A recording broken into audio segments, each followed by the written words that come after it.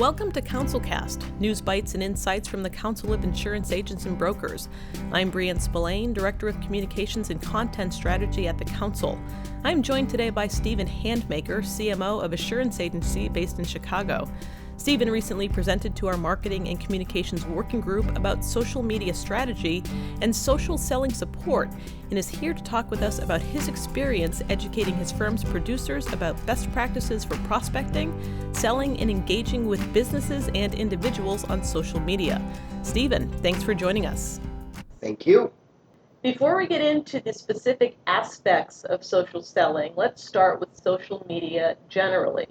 How is Assurance Agency approaching social media in terms of its own goals? So social media generally, for Assurance anyway, is really driven around a few primary objectives, right? We're using various social media channels to do a few very specific things. We're trying to drive digital traffic to our website for lead generation. And that's almost first and foremost what we're trying to do with social media. We are certainly on a more broad basis looking to build brand loyalty among our clients and business partners, all of which is an effort to enhance the overall client experience and be looked at as a trusted risk advisor. I mean, that's pretty broad. And certainly we're looking to use social media to share our culture and recruit top talent and make them interested in becoming a part of our organization. So all of those are the primary goals that we use social media for. And of course, there's secondary things that would all include social listening and connecting with the press where relevant and doing other forms of social customer service. But by and large, make no mistake, it's about talent and new business. Sure. So where does social selling fit into all of that? All right. So social selling at Assurance, is about using social networks and other digital channels to identify, connect with, to nurture and engage potential prospects by establishing trust and rapport through regular communication. It's really no different than the same work a good sales professional has been doing offline, probably their whole career. Now there's just some new avenues to extend that to the online world and have some good streamlined success. So that's how we look at social selling, and the goal is ultimately the same. You want to take those meaningful relationships that you've established even online and be the person or the company that's top of mind when somebody is thinking, I have an issue, I might need to make a change. Now, you do social selling training with your producers specifically. How did that come about? Were they disconnected in any way, shape, or form with the overall strategy? Well, I don't know that they would have identified themselves as disconnected, but I suppose we identified ourselves as disconnected from them. It's probably not a big... I wouldn't imagine we're unique, let's say that, in adopting a social media strategy that was very much what I laid out earlier, and just assuming that everyone naturally would do everything we wanted or hoped off of it. And maybe that was a little short-sighted on my marketing team's part, that we did see some great partnership and early success with human resources, particularly around the recruiting. I mean, it's a rarity now that you would ever sit down with anybody who's you're thinking of coming to work for you and they haven't already identified the fact that they've been crawling all over your Facebook or your Instagram feed to find out what your culture's like and to have done that research. And so we know that that's working, and that's a big part of that process.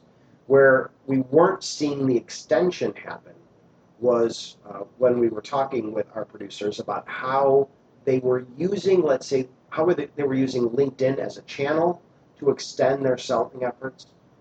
It was perhaps a little bit more disconnected than we would have thought to the work we were trying to do on LinkedIn. So we recognized there was an opportunity to make sure we figure out what a training program should look like and try and put some meat around that. Yeah, and I think there's got to be some distinction between being disconnected and just being plain uncomfortable. Not many people are comfortable in the social media world. Not everybody is a digital native. Not everybody grew up Yes. with a phone or a device in their hand. So, um, based on the average age of the insurance producer today, did that play It at all does. into what you were trying to do? Yeah, certainly, and I'm sure that's true. And yes, everyone's got an example where it's, where one of my oldest producers is also one of my most socially savvy, and we all have those.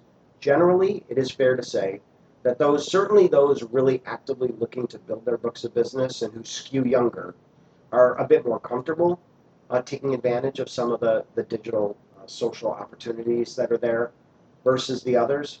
But I do think the notion of comfort is important. And it's important to sit down and have those conversations about why would somebody join LinkedIn to begin with? And as a business professional, what's my expectation now that I've joined LinkedIn? I'm not joining it so that I could hide, right? And I think putting, that mindset on of, no, I'm joining it because I do want to connect with other professionals. And I want to learn and meet other professionals, but of course, I have to be proven and shown that it makes sense. And that's a part, that's constantly lost. As a user, I don't accept an invitation from just anybody. And I would almost never accept an invitation from somebody I don't know without a personal note. And then just because it's a personal note doesn't mean I'll accept it unless they give me a good reason why I can imagine that there's no harm and in fact it might be useful to me. But the number of times that I get requests that don't have that included is obscene. And so sometimes it's just helping people understand that most of the business owners and decision makers that my salespeople would love to connect with who exist on LinkedIn are there because they're okay being connected with in the right, meaningful way. And it's a positive to the relationship, not a negative. Right. On that note, tell us about Assurance's key channels. You have target audiences specifically, and I would imagine core goals for your training program. So take us through some of that. Yeah, so the channels I recognize, you can count in the double digits what people consider to be social media, but for ease and simplicity, I mean, we have boiled it down to focus on 4 key channels. We do focus on Facebook and Instagram, and really those are almost explicitly aimed at our employees and potential employees. So, I mean, those are real looks into our culture, and that's the information that we're sharing through those channels. But then we use LinkedIn and Twitter as well, and the use of LinkedIn and Twitter is really around connecting with business professionals in a way that is demonstrating our expertise and our knowledge, and that's what we use those channels for. So we have Facebook, Instagram, LinkedIn, and Twitter. We have a map, and we know every piece of content that gets laid out across those has to reach back up to one of the core goals for the core audiences. On that front, with so many producers in so many different channels and different audiences, if you will, how exactly do you monitor what's going on and who's doing it right and extra training? Right. Well, we are fortunate on our marketing team. I mean, we do have somebody who is singularly responsible for our social media execution against our strategy. So that's super helpful. And she is a digital native and somebody who's really plugged into this. So she does a lot of looking around and listening. Also, we have marketing professionals in my team who do partner with producers on various industry niches. And so they also have their eyes to this, and they're checking out what's happening, reporting back to us when they see there are opportunities or things that, let's say, are happening or aren't happening. And we're using all of that information to help build out what our education program needs to look like and how we want to structure it. What are the main lessons of the program? Yeah. So at this point, I would tell you that we've generally boiled it down, and I put this out here, as you and I referenced before. I don't want to make it sound like we have this wonderfully figured out and it's humming along for years and years. And we're really in our first year of having built this, and I suspect we'll continue to perfect it. But that being said, the program is boiled down right now to 10 lessons. They certainly all interconnect. But these are the things we think salespeople truly do need to understand to maximize their social selling efforts. So, I could running through them quickly. Lesson one is about being the expert. How do you come across as an expert, be it an industry expert, a product expert, whatever that expertise is you're trying to demonstrate, and you can demonstrate online? What's the best way to go about that? And there are very specific ways to do that through LinkedIn and Twitter, to use the mediums properly to make you that expert.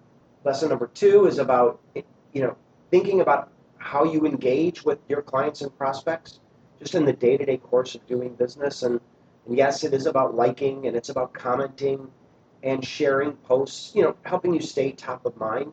But once again, there's a right way to do that, and there's a wrong way to do that. So what is the right way? Well, that's something we want to teach and talk about. We talk about understanding that if LinkedIn, and we believe it is at this point, is the best professional connecting social tool out there, do you know how to use it well? And that goes to things like, what is the advanced search options that LinkedIn provides you? How do you best research profiles and look at those profiles and glean things from it that you can then use and regurgitate socially to connect and move a relationship forward? There are things that you can do. How do you use LinkedIn to look at your connections, and not just those you have in common, but those you'd like to know that aren't currently in your network? Lesson 6 is about asking for introductions from those, either be it mutual connections or connections you don't know. And we believe and we teach essentially the notion that while LinkedIn is really good up to that point, when it comes to reaching out and saying, I'd really love to get connected to somebody else, even though I know LinkedIn promotes and preaches that you can do that through the system, we believe that's when it's time to take the conversation offline. For you to reach out via phone, in person, whatever the mechanism is, to those folks, to start to say, all right, I'd really love to make connections from people and here's why, and here's the benefit, and can we agree to a path to do that? So I think that's the point where it goes offline. But there are times when it's necessary to use LinkedIn to send unsolicited messages. So another lesson is all about what are those messages, what are examples, and we build templates and things like that to make it available. And then a few broad ones sort of round out. How can you continue to nurture relationships on social media in new and interesting ways? What are other opportunities to take relationships offline apart from just getting introductions? So we have some of those spelled out. And how can you, in your social media efforts as a salesperson, as a producer, partner with your strategic referral networks that you might already have built up? And how do you help each other on your social channels in a way that maybe you're not doing today? So we have this series of essentially like 10 lessons that we built that we think don't actually take a huge time commitment from here's how I can spend my day actively trying to get new business. But if you do these things, I think over time, we believe the reward is immense. You had your own experience with social selling actually leading to a business opportunity for a person who you didn't really know. Yeah, I tell this story a lot, yeah. And you mentioned earlier that he simply shared and commented on relevant content, and that's really all it took. Tell us about that. Yeah. This probably goes back a few years to me having connected with somebody at a conference. And it was the kind of connection where somebody, you meet them for 5 minutes and they, grab your business card and tell you they want to connect with you. And like many people at the conference, I didn't pay much attention to it. And then the next week, this person did what a good salesperson would do. They reached out to me in an email, but they also connected with me. And at the time, they connected with me on LinkedIn. They followed my account on Twitter. And by the way, they sent me a Facebook request. This was maybe the first time anybody in business seemed to have the gall, if you will, to send me a Facebook request. And it just kind of, for whatever reason that day, I accepted them all. Okay, sure, why not? And what's the harm, essentially? And then I really didn't think that much about this person beyond that, for anything other than the fact that over the course of the next year and a half or so, every day, I would see them post content about, I won't mention what the subject is, but post content about the topic that struck me as consistent and impressive, and I began to associate them with this topic, even though I think in retrospect, everything that they posted was nothing that they wrote or thought of on their own. But they would actually post, hey, this article was in Inc. magazine and talked about X, really loved their point here, share. And they would do that for, did you catch this in USA Today about X? I think they're really honest. Whatever it was, over time, I began to believe they were the biggest expert on the subject completely. And what the amazing thing is then, about a year and a half later, I had a friend call me, and he was trying to hire a speaker for a big conference he was doing. And he said, do you know anybody who's an expert in this subject? And I said, I do. Oh my God, you have to hire this person for your conference. They'd be a great speaker. And they said, well, great, how did you know them? And I said, I don't really know them. And, well, what kind of person are they? I said, you know what, I met them for fun. I have no idea. Have you ever done business with them? Nope. So I don't understand. What are you saying? I'm like, you know what, I know this sounds crazy, but you want to know who I think is an expert? And I've watched this person essentially talk about nothing else for the past year and a half, and they might be a killer, a child molester. They could be a horrible, horrible human being, but I'm willing to bet that they're who you should talk to. Sure enough, he reached out, talked to the person, hired him to do this big conference, and I'm sure this person, I got no referral fee or not much of a thank you even, but in amazing fashion, it dawned on me the power of both consistency and specificness, and I began to associate, and I really start to think about what's possible for people in insurance, particularly insurance sales, who really do have niche expertise in an industry, who really are product-specific experts, at their ability to use this tool to brand themselves and make themselves stand out so that everybody in their professional network immediately says, you know what, when I have an issue with that, that's who I need to talk to. Yeah, I would imagine that's the difference between good social selling and bad social selling in regards to what's the difference between how to do it well and just a digital, uninformed cold call. You get yourself out there and... Yes, you do. And of course, a lot of it, in many interesting ways, is about giving to get. We talk about that a lot, which is really what the best thing you can do on social media. What can I do for you? How can I educate you? How can I make you smarter? How can I be there to facilitate and offer help before I try and sell you?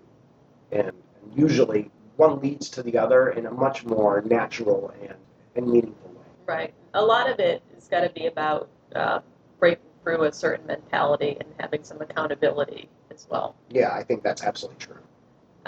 Is the training you offer required for your producers? So I would tell you it's somewhere in the world of required.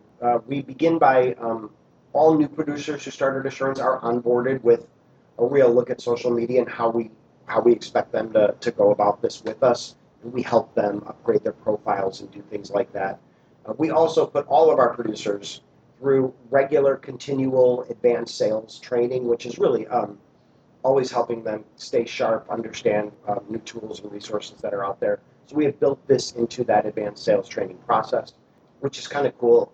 The one person that we have who's our social expert is really actively doing a lot of one-on-one training with these folks, and they're really benefiting by the personal expertise and, in some cases, some of that accountability holding as well that she's able to do with them.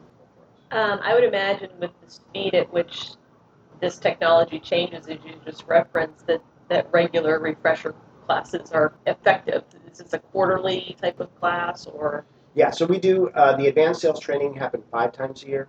The one-on-ones we're trying to get to at least twice a year, and there's enough repetition happening. We're also sending out weekly tips. So all of our salespeople get weekly social media tips of things that they can try, other techniques that they might employ. All of which is, we understand that we have very successful salespeople. We don't want anybody to necessarily stop being, the tools and the mechanisms that have made them successful thus far. But I will tell you that there is a tremendous opportunity that these social channels have opened up to work smarter, not harder, to really build a brand quicker in some ways than you could have ever hoped to do offline. There's some really shortcut tools, if you will, to building a reputation that if you don't take advantage of them, I think you're going to slowly get left behind. Well, that sounds like a great way, as you said, Steven, work smarter and not necessarily harder. That's very good information, and we thank you very much for joining us, and thank you all for tuning in. This is CouncilCast, news bites and insights from the Council of Insurance Agents and Brokers.